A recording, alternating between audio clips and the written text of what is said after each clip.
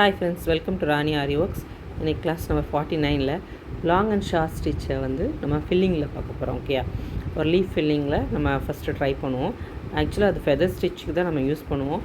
So first ஃபில்லிங்கில் நீங்கள் எப்படின்னு பார்த்துக்கிட்டிங்க அப்படின்னா அது வந்து பேசிக்காக உங்களுக்கு அது ஒரு ஐடியா கிடச்சிரும். அதுலேருந்து நீங்கள் வந்து ஃபெதர்ஸில் நம்ம போட்டுக்கலாம்.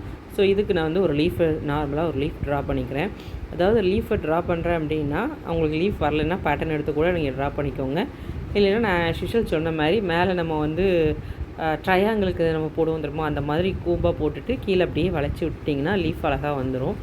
ஸோ லீஃபை ட்ரா பண்ணிவிட்டு அந்த லீஃபை 2 லேயர்ஸ் நமக்கு இது வேணும். நம்ம லாங் அண்ட் ஷார்ட் ஸ்டிச் வந்து நம்ம எப்படி பார்த்தோம், சிங்கிள் லைனில் கீழேருந்து அதாவது 3 லைன்ஸ் ட்ரா பண்ணி கீழே ஒரு செட்டும் மேலே சிம்பிளாக ஒரு செட்டும் அப்படி வந்துச்சா.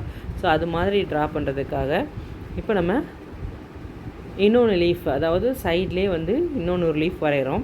ஸோ அதை கவர் பண்ணி ஏற்கனவே ஃபஸ்ட் லீஃப் இருந்ததை கவர் பண்ணி ஒரு லீஃப் லேயர் நம்ம ட்ரா பண்ணிக்கலாம். ஓகேயா, ஸோ இது ஈஸி தான். உங்களுக்கு கிளாரிஃபிகேஷனுக்காக நான் இப்படி ட்ரா பண்ணி உங்களுக்கு காமிக்கேன்.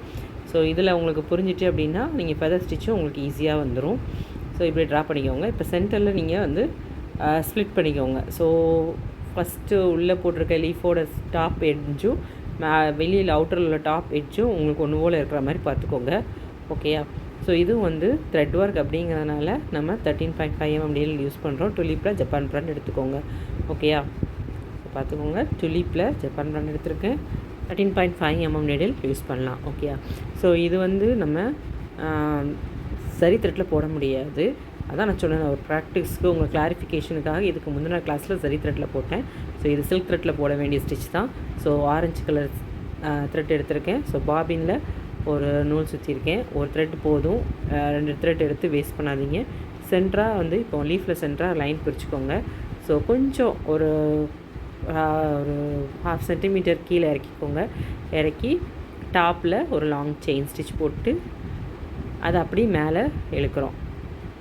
மேலே உள்ள அந்த டாப்புக்கு கொண்டு போய் அதில் ஒரு லாங் செயின் ஸ்டிச் போட்டு அப்படியே ரிவர்ஸில் கீழே நம்ம எங்கே ஆரம்பித்தோமோ அங்கே அதே ஹோலில் நம்ம லாங் செயின் ஸ்டிச் போட்டுட்டு பக்கத்துலேயே கீழேயே அதுக்கு கீழ் பக்கமாகவே ஒரு குட்டி லாக் ஸ்டிச் போட்டுட்டு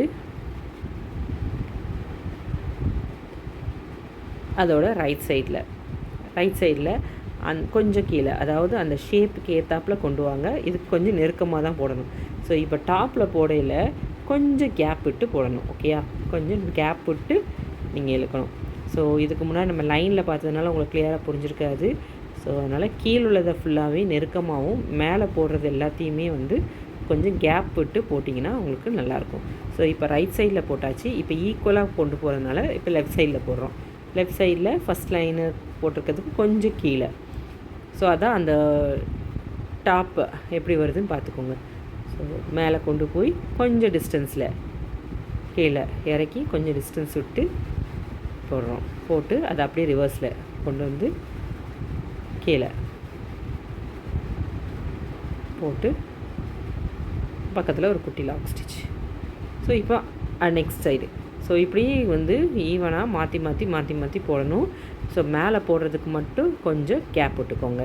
கீழே வந்து நெருக்கமாக இருக்கும். அப்போ தான் ஸ்டிச் வந்து நல்லா அழகாக தெரியும். ஃபெதர் ஸ்டிச் வந்து இப்படி தான் நீங்கள் பார்த்துருக்கீங்களா பீகாக்கலாம்.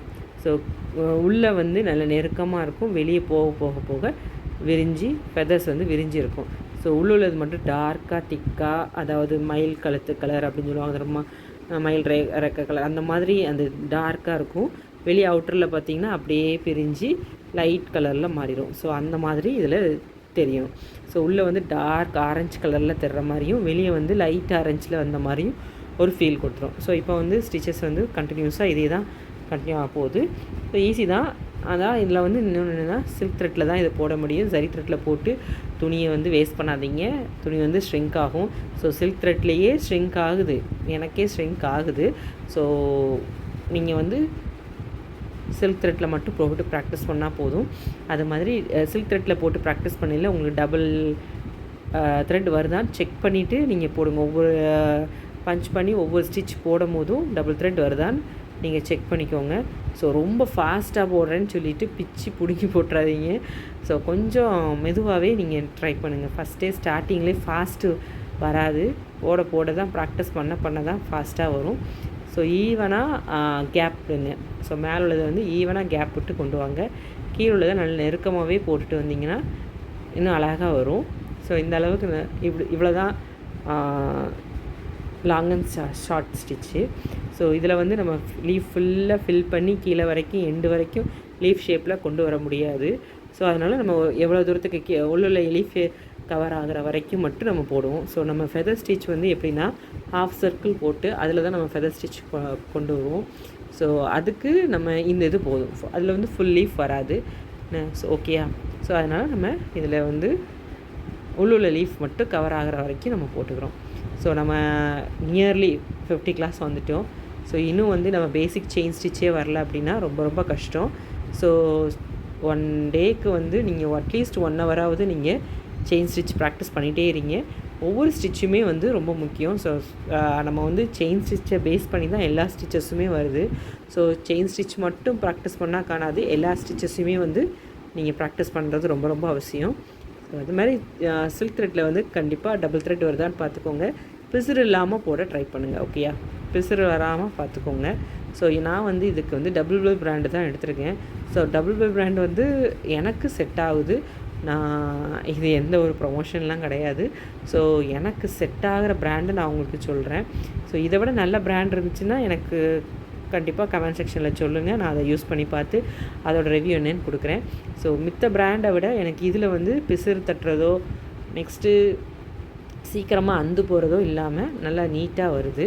ஸோ என்னென்னா பிராண்டட் நூல் எடுங்க, பிராண்டடு நீடில் எடுங்க. எதுக்கு சொல்கிறேன் அப்படின்னா ஃபஸ்ட்டே வந்து நம்ம பிராண்ட் இல்லாத நூல் நம்ம இப்போ தானே ப்ராக்டிஸ் பண்ணுறோம், எதுக்கு பிராண்டு போடணும் அப்படின்னு நினச்சிங்க அப்படின்னா வராது, அந்து போயிடும். நூல் வந்து போயிடும், ஊசி வந்து வளைஞ்சிரும்.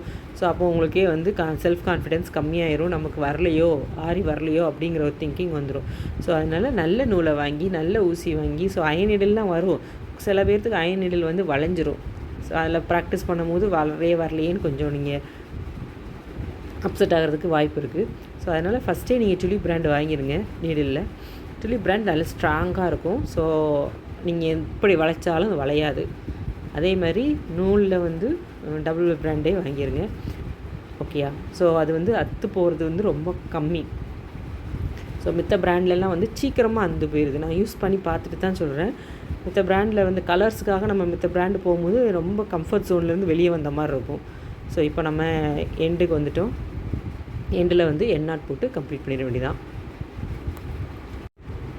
ஒவ்வொரு வீடியோலையும் நான் வந்து எண்ணாட்டோட இம்பார்ட்டன்ஸை சொல்லிகிட்டே தான் இருக்கேன். ஸோ எண்ணாட் வந்து சில்க் த்ரெட்டில் போடுறது ரொம்ப ரொம்ப முக்கியம். ஸோ இப்போ நான் லாங் அண்ட் ஸ்டார்ட் ஸ்டிச் வந்து ஒரு லீஃபில் வந்து ஃபில் பண்ணி காமிச்சிருக்கேன்.